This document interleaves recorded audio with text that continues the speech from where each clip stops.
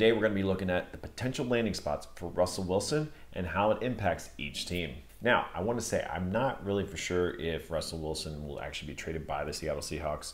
You know, the Seattle Seahawks is actually a great franchise. Over the past 20 years, they've been to the Super Bowl 3 times with at least one win there.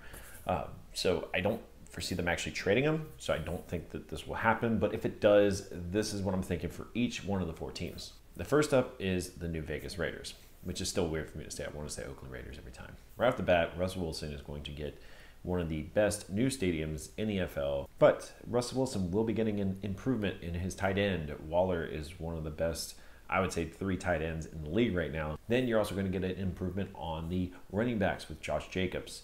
Now, the downside is his wide receivers are going to take a hit because DJ Metcalf and Tyler Lockett are way better than the 2 second-year wide receivers that Oakland will have. And it's going to be interesting to see what Oakland trades away. They just can't trade away Josh Jacobs or Darren Waller. Those are the 2 pieces that you can't trade away, or pretty much any of the O-linemen to get Russell Wilson. So it'll be interesting to see what they're willing to trade to get Wilson on the team. But I do think it's a slight bump up for the wide receivers and the running backs for pretty much every skill position for the Raiders if Wilson goes there. The next up is the Saints. And Drew Brees has not formally retired from the New Orleans Saints, but he did reduce his salary to the veteran minimum. So it makes it believe that, you know, it's pretty much setting up that he's going to retire for this next season. So it's sad, but it leaves open the spot to get Russell Wilson there. And, you know, it is an improvement on the stats for, like I said, all the skilled players again. It will be more like how Drew Brees was like 2-3 years ago.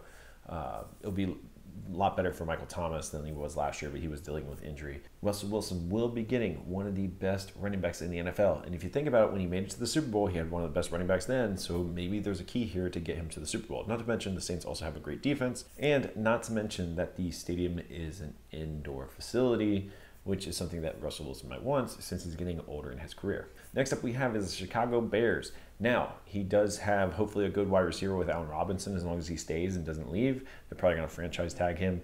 And then you also have David Montgomery, who's also a pretty good running back, and they have a pretty good defense as well. They weren't as great last year, but if you have Khalil Mack, that's a good defensive player to have on the other side of the ball at all times. The one thing that kind of surprises me about this whole trade thing to the Bears is that this is the only team that doesn't have an indoor stadium. And, you know, that is something where I think Russell Wilson, or I thought he would have put in consideration. Overall, though, for all the stats of all the skilled players there, this one has the biggest jump out of all 4 teams. These players would all bump up a couple rounds higher in the fantasy draft if he went there, like Allen Robinson, David Montgomery.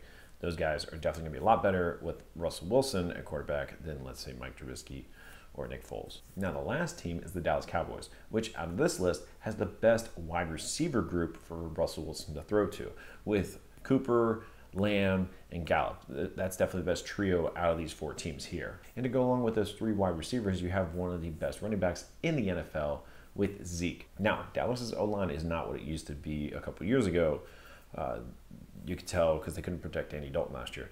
But the fantasy players all would get a bump up for sure to what it was about 2-3 years ago. But I don't see them really going much higher than that, like what Zeke was 3 years ago or Cooper 2 years ago.